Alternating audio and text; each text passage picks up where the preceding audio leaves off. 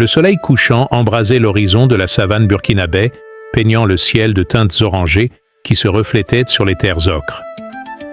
Dans un convoi discret composé de 3 véhicules tout-terrain, le capitaine Ibrahim Traoré, président, intérimaire du Burkina Faso, parcourait une piste poussiéreuse menant à la région rurale de Moune, sa terre natale.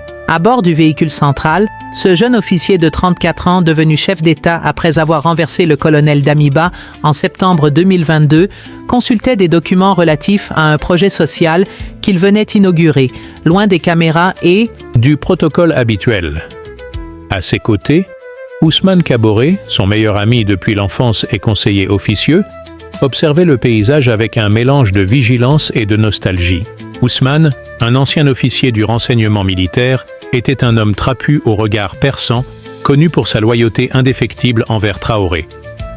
Leur amitié, forgée dans les ruelles poussiéreuses de leur village natal et renforcée par des années de combat côte à côte contre les insurgés djihadistes, était légendaire au sein de l'entourage du président. « Nous arriverons dans 20 minutes, Ibrahim », annonça Ousmane, brisant le silence. Contrairement à beaucoup de ses prédécesseurs, Traoré préférait l'action au discours.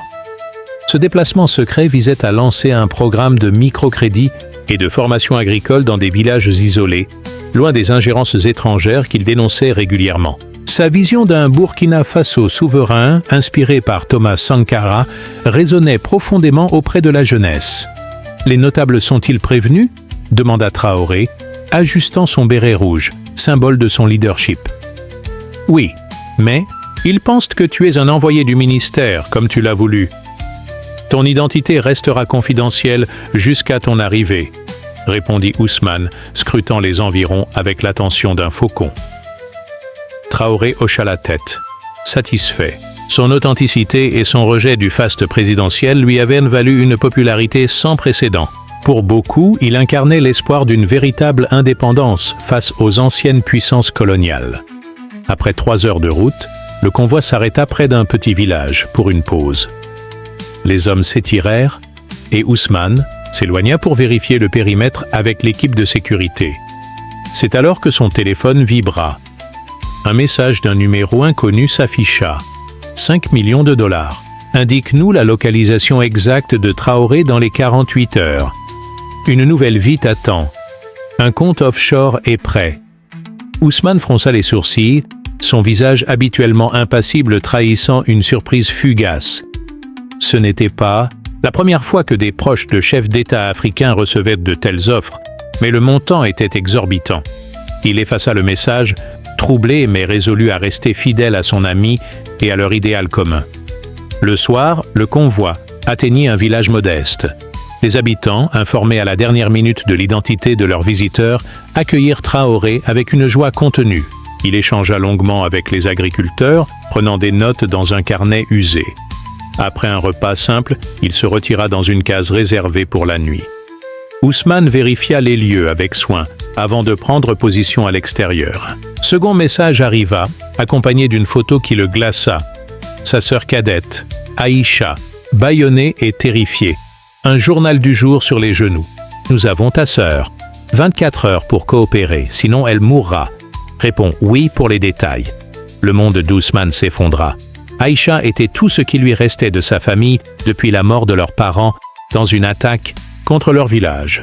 Il l'avait élevée, travaillant dur pour financer ses études d'institutrice. La nuit fut interminable. Allongé sur une natte, Ousmane était torturé par l'impossible choix entre trahir son meilleur ami, qui portait l'espoir d'un peuple, et sauver sa sœur. À l'aube, les yeux cernés, il s'approcha de la case de Traoré. Le président dormait paisiblement, inconscient du drame qui se jouait. « Me pardonneras-tu un jour, Ibrahim ?» murmura Ousmane avant de sortir. À midi, alors que Traoré discutait avec les responsables locaux, un nouveau message arriva. Dernière chance. Les coordonnées dans 1 heure où ta sœur est morte. Traoré, à l'autre bout de la pièce, sembla remarquer l'émotion sur le visage d'Ousmane. Leurs regards se croisèrent, et Ousmane crut déceler une lueur d'intuition dans les yeux de son ami, comme s'il pressentait le gouffre moral dans lequel il se trouvait. Sous l'ombre d'un baobab, Ousmane contacta un ancien collègue du renseignement, le colonel Idrissa Ouedraogo, via un message crypté « L'aigle est menacé. Le lionceau est en cage. Besoin d'une piste sans trace. » La réponse fut rapide. « Laisse ton téléphone allumé. Ne réponds à aucun inconnu. » 1 heure plus tard, Ouedraogo rappela « Les ravisseurs sont des mercenaires liés à une organisation libyenne agissant pour des multinationales minières et des services secrets occidentaux. Ce n'est pas un simple attentat, mais un coup d'État préparé. Ta sœur est probablement dans un camp près de Djibo. Une opération se met en place, mais il faut gagner du temps. » Ousmane comprit que céder au chantage condamnerait à la fois Traoré et Aïcha. Un drone non identifié survola soudain la zone, déclenchant une alerte. Probablement une reconnaissance pour une attaque, expliqua Ousmane à Traoré, désormais à l'abri. Renforcer la sécurité, mais poursuivons, ordonna le président. Ce soir-là, autour d'un feu de camp, Traoré captiva les villageois avec des récits de résistance africaine. S'adressant à Ousmane, il déclara « Même les plus loyaux affrontent des épreuves qui testent leur nature. J'espère que tu passeras ce test. » Ces mots, énigmatiques, firent frissonner Ousmane. Savait-il quelque chose? Après une longue réflexion, Ousmane répondit au ravisseur, feignant de céder « J'accepte, mais je veux une preuve de vie et la moitié de l'argent déposé. Ensuite, je donnerai les coordonnées. » Simultanément, il alerta Ouedraogo. Tentative d'attentat imminente. Recommande extraction discrète de Traoré et opération sous faux drapeau. Le plan était risqué. Faire croire aux mercenaires qu'ils collaboraient tout en organisant une embuscade. À l'aube, Traoré fut extrait discrètement, déguisé en paysan, tandis qu'un leur prenait sa place dans le convoi. Ousmane transmit de fausses coordonnées, désignant un point à 3 km où les forces spéciales attendaient. À 10h15, un commando de 6 mercenaires arriva. Les forces burkinabais, cachées dans la savane, les encerclèrent. Dans l'échange de tirs, Ousmane sauva un jeune soldat exposé, recevant une balle dans l'épaule. Malgré la douleur, il combattit jusqu'à la neutralisation des assaillants. 4 furent capturés, 2 tués. Un mercenaire murmura « D'autres viendront. Votre président dérange trop. » Ousmane perdit connaissance, transporté vers un hôpital militaire. 3 jours plus tard, il se réveilla à Ouagadougou, Traoré à son chevet. « Tu as affronté la peur de perdre ce que tu aimes, Ousmane. C'est l'épreuve ultime. Tu savais ?» demanda Ousmane. Les services de renseignement ont intercepté les messages. J'ai voulu te laisser choisir. J'avais confiance en toi. Et Aïcha? En sécurité extraite d'un camp malien. Elle est à Bobo Dioulasso.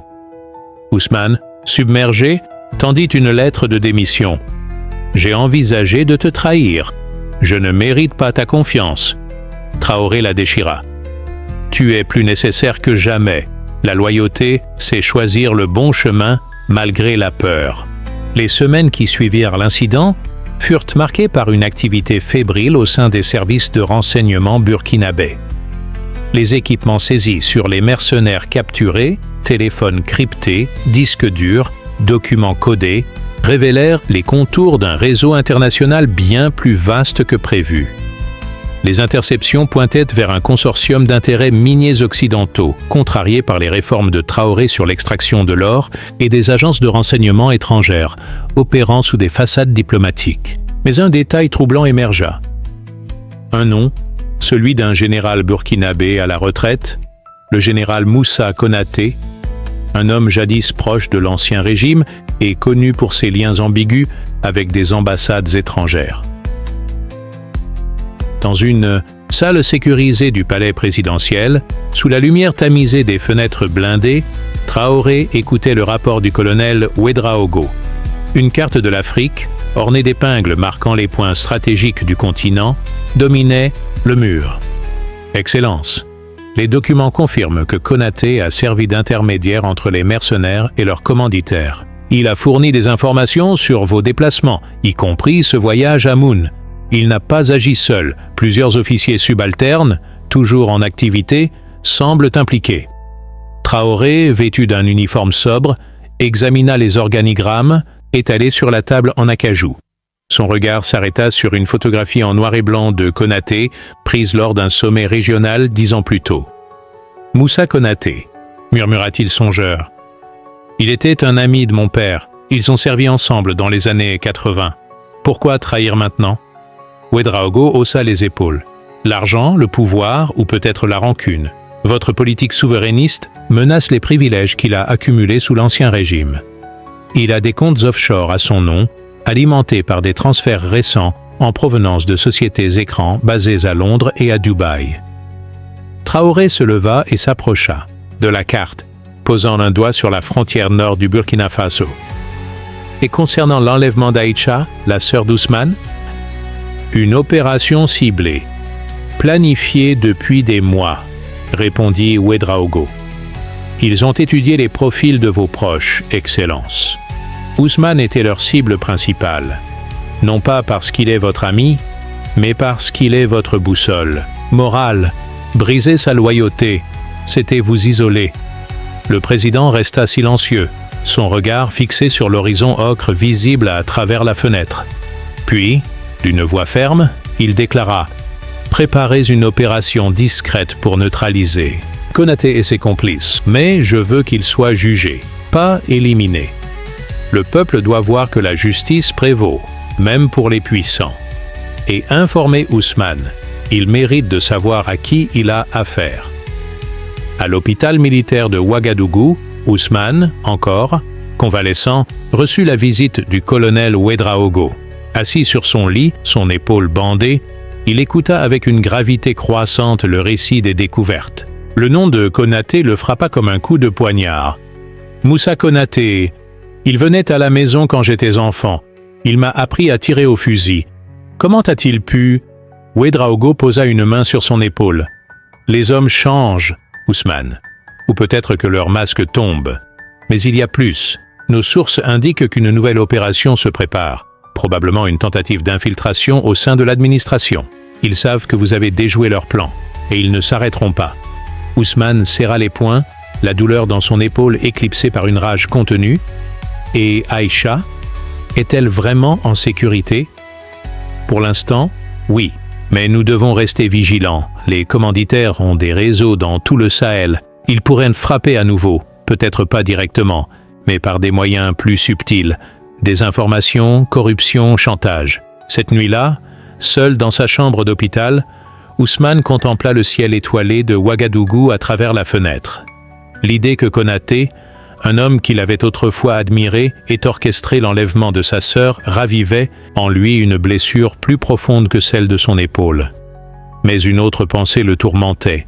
Si un homme comme Konaté, ancré dans l'histoire du pays, pouvait trahir, qui d'autre dans l'entourage de Traoré pourrait succomber aux pressions?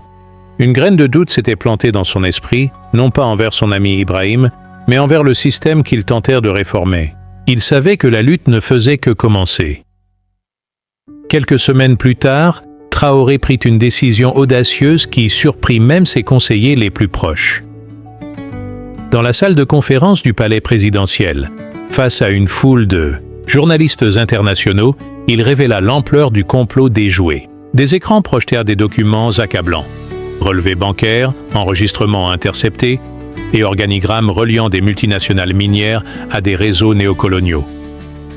Sans nommer directement certaines puissances étrangères, il laissa les preuves parler d'elles-mêmes.